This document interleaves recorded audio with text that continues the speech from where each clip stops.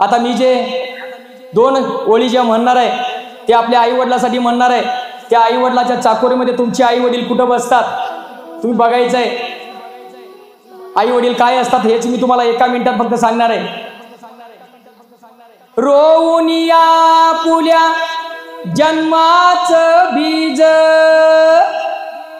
आयुष्यभर करती या देहाची झीज। रोवून या पुल्या जन्माची बीज आयुष्यभर करती या देहाची झीज।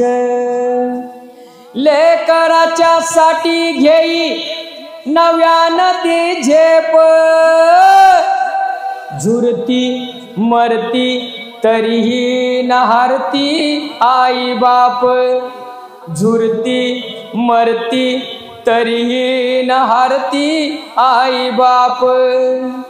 डोळं जरी बंद त्यांचं मन असतं जाग संकटाना छातीवरती जेली ते वाग। अंगावरी काढीती थंड आणि ताप झुरती मरती तरीही न हारती आई बाप। अंगामध्ये घालून या बनियान फाटक लेकरांना देत असे नीट आणि नेटक। लेकराच्या साठी करी कष्ट ते अमाप झुरती मरती तरीही न हारती आई बाप। वाती वाणी जळते ती असते तुमची आई चंदनाच्या वाणी झिजतो तो तुमचा बाप। आई वडिलांना दुखवण्याच नका करू कधी पाप करू कधी पाप। झुरती मरती तरीही न हारती आई बाप। झुरती मरती तरीही न हारती आई बाप। लेकरांनो आता एक आपण शपथ घ्यायचे। जे मी म्हणतो ते पाठीमागं म्हणायचं आहे। तुमच्या आई वडिलांचा चेहरा प्रफुल्लित झालेला दिसायचा डोळे तसेच बंद ठेवायचे। मी म्हणतो ते फक्त पाठीमागं म्हणायचं आहे। हे आई बाबा हे आई बाबा मी आज तुम्हा दोघांना स्मरून शपथ घेतो की मी आयुष्यात तुम्हाला कधीही विसरणार नाही।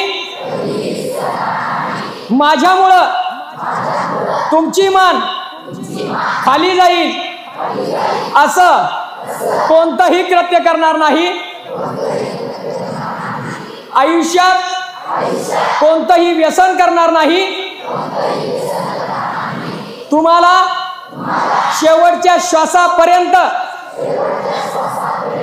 विसरणार नाही कधीच नाही या जन्मात नाही।